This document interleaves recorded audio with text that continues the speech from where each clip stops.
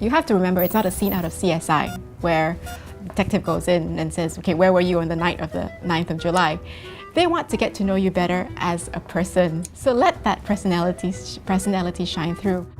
I think everybody is kind of like nervous when you go for an interview, but I think if you have self-confidence in you, you know that you're a fresh graduate. Of course, they're not going to ask you everything and they expect you to know everything. So just go in with confidence from the background of your study, of your degree and whatever not. So just go in with confidence, just smile, be relaxed and show interviewers that you are confident. I think one way to actually overcome the nervousness is actually to come prepared and put on a smile.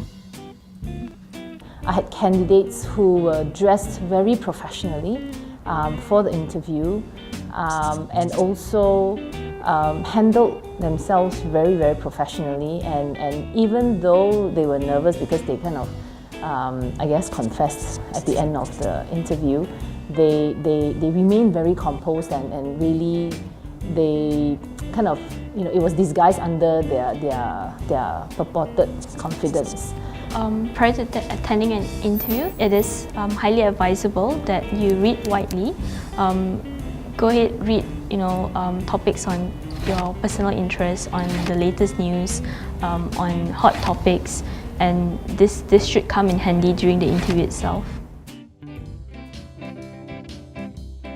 For me, the best conversational moments was actually sharing my experience working overseas in China for 2 months.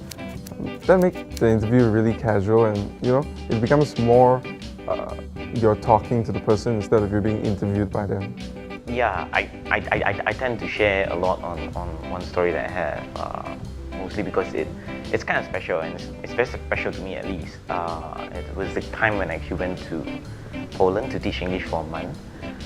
It was quite interesting. I mean, I felt I was the only Asian in that whole small city of Puławy in Poland.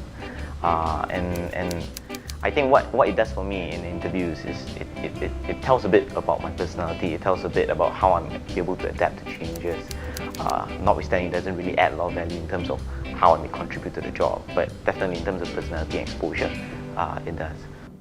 There was one time an interviewer was asking me about my favorite hobby, and I said, okay, I like reading books, and he asked me, what's the most recent book that you finished? And it just so happened that at that point of time, the book that I read was A Doctor in the House by Dr. Mahathir.